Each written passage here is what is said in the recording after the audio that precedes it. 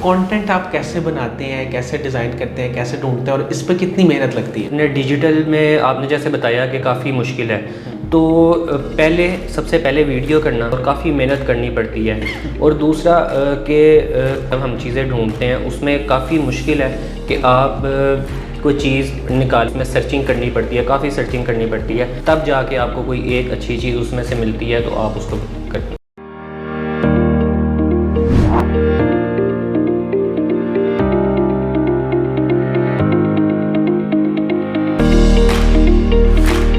अस्सलाम वालेकुम नाज़रीन, शेयरिंग ऑफ प्रोफेशनल विज़डम में एक मुनफरद इंटरव्यू के साथ मैं हूं आपका मेज़बान अली रहमान खालिद।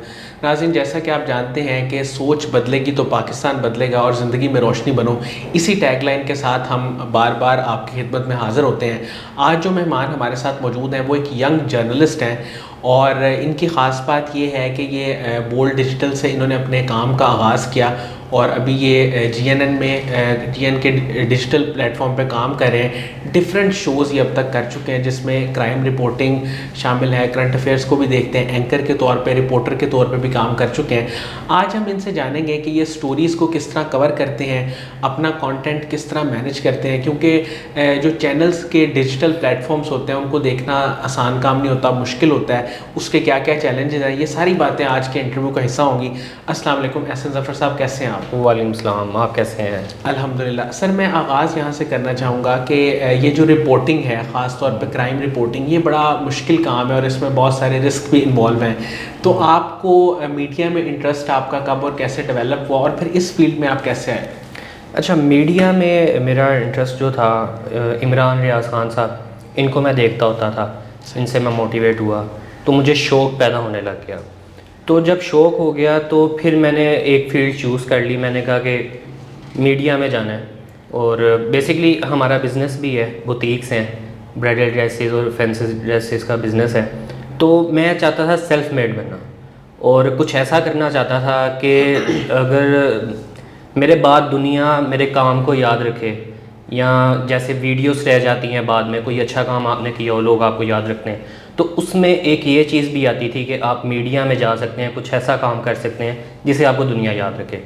मैंने स्टार्ट लिया अपना, तो पहले तो मैं फेडअप हो गया बीच में, तो डीमोटिवेट हो गया। यहाँ पे कासिम अली शाह साहब के मैं मोटिवेशनल लेक्चर्स भी देखता था, उससे काफ़ी मोटिवेट हुआ। फिर मैंने देखा, मैंने फोकस किया अपने गोल के ऊपर, मैंने स्टार्ट लिया, मैंने बोल्ड डिजिटल में काम किया।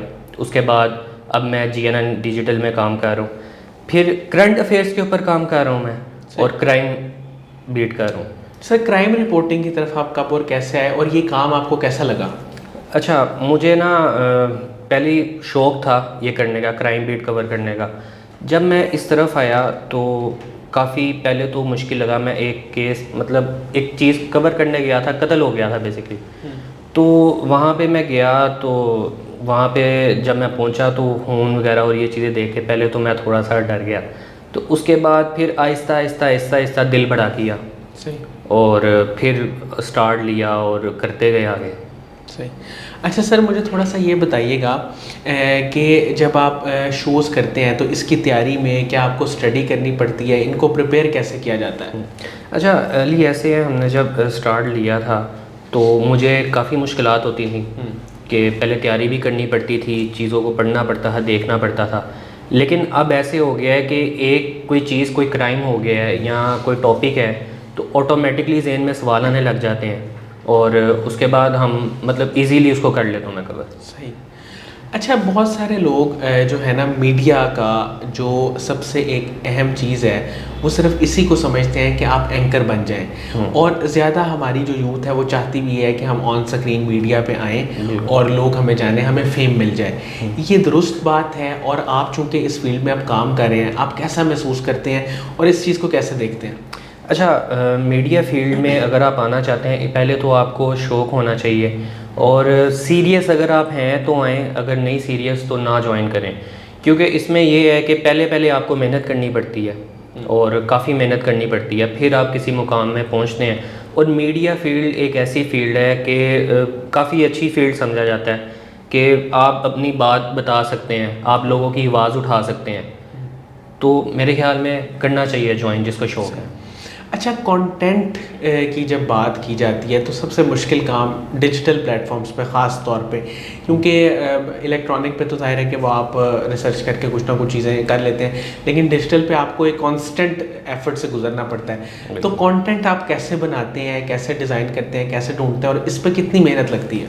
अच्छा, इसके पीछे जो है आपको पता है डिजिटल में आपने जैसे बताया कि काफ़ी मुश्किल है। तो सबसे पहले वीडियो करना और वीडियो वायरल हो जाए, ये चीज़ों के ऊपर बड़ा फोकस करना पड़ता है और काफ़ी मेहनत करनी पड़ती है। और दूसरा कि कंटेंट क्रिएट जब करते हैं, जब हम चीज़ें ढूंढते हैं, उसमें काफ़ी मुश्किल है कि आप कोई चीज़ निकालें, उसमें सर्चिंग करनी पड़ती है, काफ़ी सर्चिंग करनी पड़ती है, तब जाके आपको कोई एक अच्छी चीज़ उसमें से मिलती है तो आप उसको करते हैं। सही।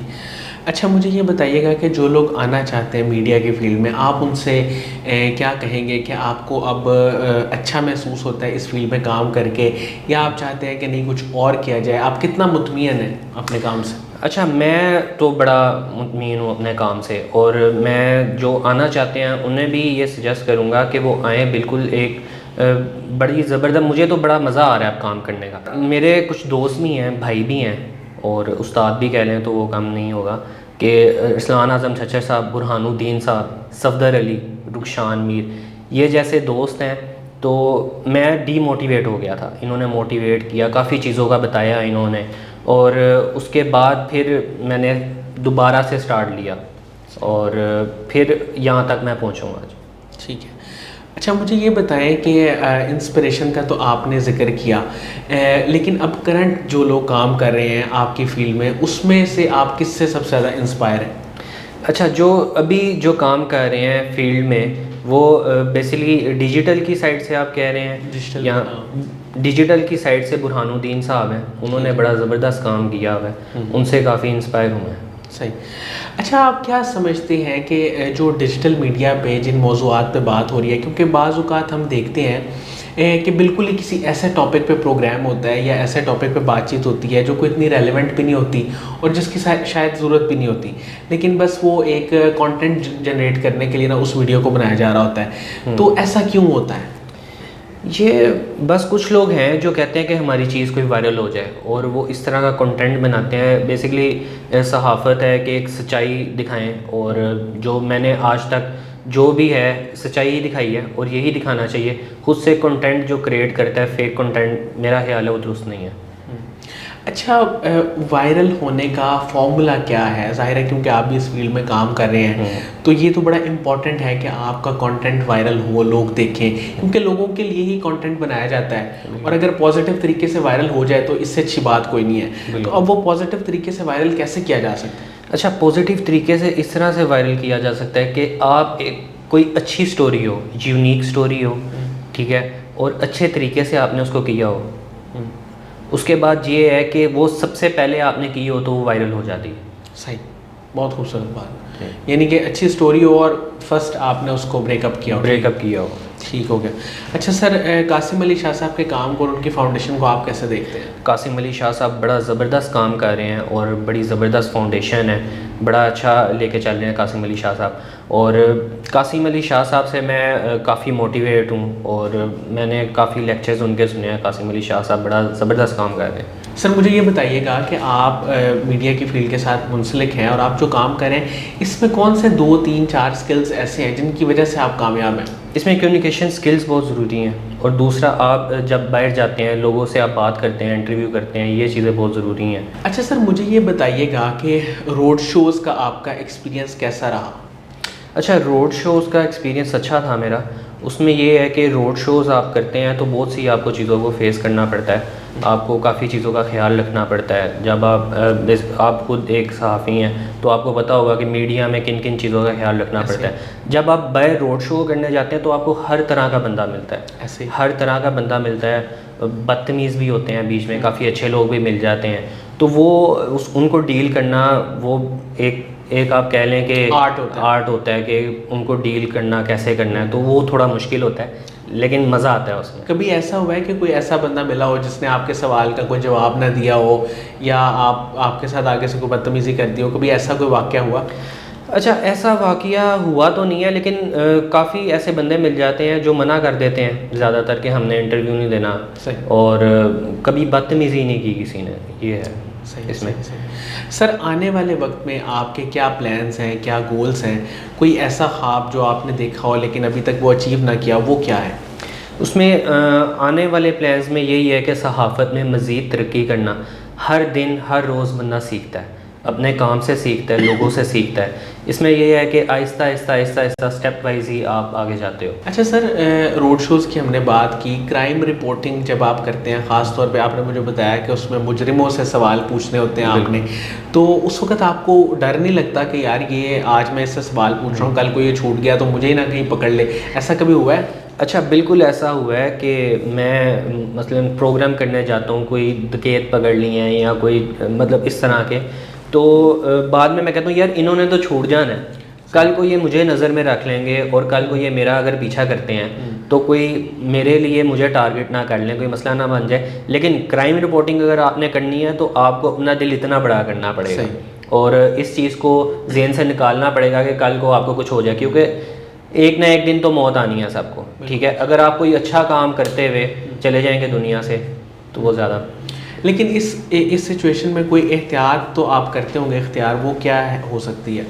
अच्छा, एहतियात इसमें ये है कि मतलब एहतियात बेसिकली जो रिपोर्टिंग है ना और क्राइम रिपोर्टिंग है, इसमें कोई एहतियात नहीं है। सही। ठीक है, इसमें आपको डर भी रहता है कि आपने जिसको कवर किया है मतलब एक क्रिमिनल ही है, वो कुछ भी कर सकता है। अब मैंने बहुत से ऐसे भी कवर किए हैं जो कत्ल केसेस हैं और इस तरह के, तो मर्डर केसेस को, तो डर तो फिर थोड़ा सा रहता ही है। और एहतियात मेरे ख्याल में यही है कि आप अपने सवाल को थोड़ा सा देख के। सही सही। बहुत बहुत शुक्रिया एहसन ज़फ़र साहब, आपने हमारे लिए वक्त निकाला। नाज़रीन, मुझे उम्मीद है कि इनकी गुफ्तगू से आपको बहुत कुछ सीखने को मिला होगा। ख़ास तौर पे इन्होंने बताया कि क्राइम रिपोर्टिंग का इनका एक्सपीरियंस कैसा है और मीडिया की फील्ड में ये कैसे आए। ज़ाहिर है कि ये बहुत सारी ऐसी चीज़ें होती हैं जो हम लोग भी जानना चाहते हैं कि किस तरह से ये सारा काम होता है, उसका प्रोसेस क्या है। इसके साथ ही इजाज़त दीजिएगा, इंशाल्लाह दोबारा हाज़िर होंगे एक नए इंटरव्यू के साथ। तब तक के लिए अपना बहुत ही ख्याल रखिएगा। अल्लाह हाफ़िज़।